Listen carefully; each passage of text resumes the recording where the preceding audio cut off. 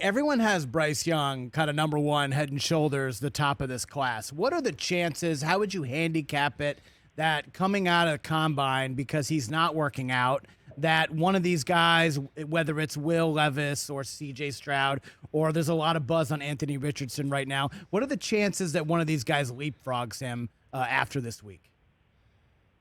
Well, there's going to be more buzz, obviously, because there's nothing Bryce Young can do other than put on weight and maybe measure in a little bit taller, So, yeah, Anthony Richardson, unless he doesn't test like everyone thinks he's going to, he's going to be one of the talks of this whole thing. Will Levis can really spin it. CJ Stroud's a really intriguing passer as well. There's obviously a history of Ohio State quarterbacks he's going to have to overcome, and teams are going to want to test him and, just to kind of see his football IQ, how he processes, how he reads things, all those different things that you can see on tape, but you want to kind of walk through it with them in some of these meetings. So absolutely, I think that at least from an external perspective, there will be some movement here. But in terms of the actual teams, everything I've heard on Bryce Young is positive, with the exception of the size and the concerns that gives you for durability. He was only hit, I can't remember the exact number. A scout told me the other night. I want to say it was 15 times the whole season. Oh, wow. He still had an AC joint injury on his throwing shoulder that impacted him. But you got to remember, he's playing behind 5 NFL-caliber offensive linemen there. They are dominating at the line of scrimmage. You're going to inevitably get hit more in the NFL. Can he hold up? I mean, Lamar Jackson coming out, one of the things with him was he was really narrowly built in the lower body. And so people worried with his play style, was he going to get banged up? Well, you can say, well, Lamar Jackson's won MVP. He's one of the most dynamic electric players in the league. Yeah, but 2 years in a row, he's missed December and January.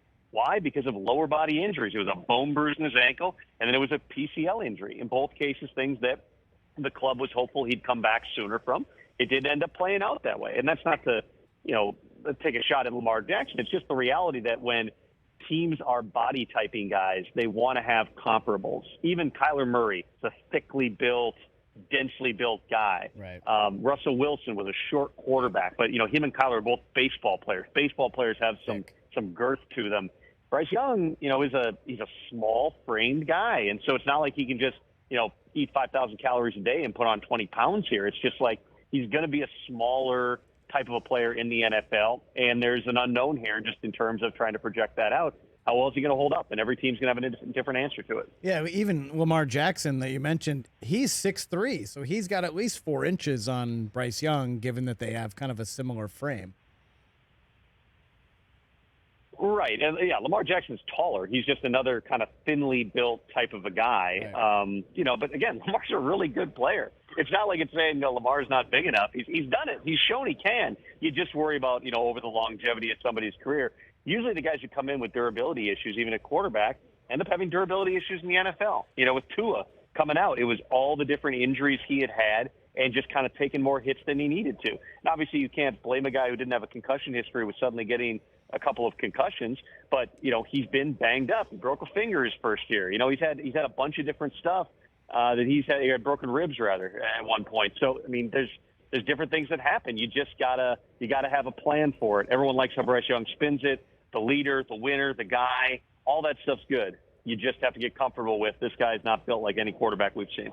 And Tom, you said the magic word, which is durability. I mean, can a guy withstand the hits? And Rich was saying yesterday, well, any conditioning coach is in the back of the room saying I can handle that, but you can only work with what the guy's basic build is. I mean, you can't recreate. You can bulk somebody up if you're a great conditioning coach, and I've seen it happen many times, but you're limited by what you get there in the frame. Sorry, Suzy, the phone was breaking up. Can you repeat that? That's all right. I can move on. I was just basically saying that durability is the magic word there. You know what I mean? Because any conditioning coach can say, well, I can bulk him up or I can work on that, but you're limited by what you get in the frame of a kid.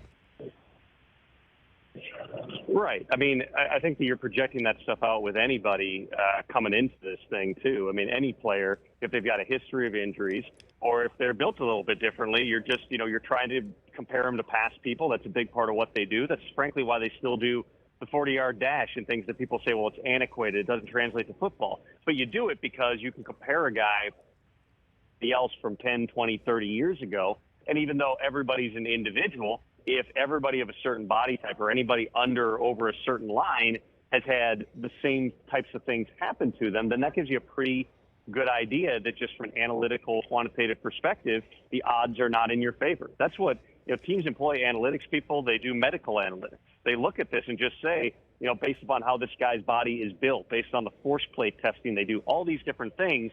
Is this guy an injury risk going forward? And there's teams that employ people strictly to give everybody an injury grade on the board. It's not just either he's off the board for medical or he's on the board. Sometimes it's shades of gray. And again, the draft pick is, it's lottery tickets. You're just hoping enough of those guys work out. If you get a bunch of high-risk medical guys because you like their talent, maybe you hit on one, but you might miss on all the others for reasons that have nothing to do with football. Catch the Rich Eisen Show every single day on the Roku channel, 12 to 3 Eastern, for free.